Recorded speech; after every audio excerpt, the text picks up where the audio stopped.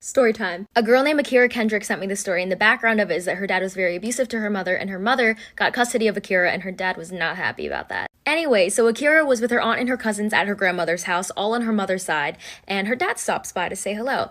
And Akira's outside playing with her cousin, and her dad comes up to her and grabs her arm and says, "Do you want to go to Walmart with me?" And at the time she's only 7, so all she hears is toy aisle, so she says, "Yes, let's go." So they get in the car, they head to Walmart, she gets some really nice pom-poms, and then he says, "Okay, let's go back to your grandmother's house." So he starts driving and he gets on the highway, and Akira knows that her grandmother's house is right around the corner from Walmart, so he does not need to get on the highway. So she says, "Dad, where are we going?" And he gets really mad and says, "Shut up, sit down, it does not matter." So Akira's in the back seat, she's really scared, and she just shuts her mouth. So after being in the car for a while, they eventually arrived at this really old, abandoned, beat up house. And when they walk in, Akira sees about 25 people and she does not know any of them. Her dad brings her to a room, puts her in a little closet, throws her some toys and her pom-poms and says, "Play." Part 2 is coming right now. Part 2 of Akira's dad literally kidnapping her. So when they get to the house, Akira is really scared. She doesn't know any of these 25 people. Her dad brings her to a room, throws her in a closet, puts some toys in there and says, "Play." So after about an hour of being in a little closet with some toys, she finally decides to get up and go look for her dad. So she opens the door and starts looking around, and there's no one in the house. There's not even a single trace of somebody ever being there. So of course she starts freaking out and crying. She doesn't know where she is. She's so far away from her grandmother's house,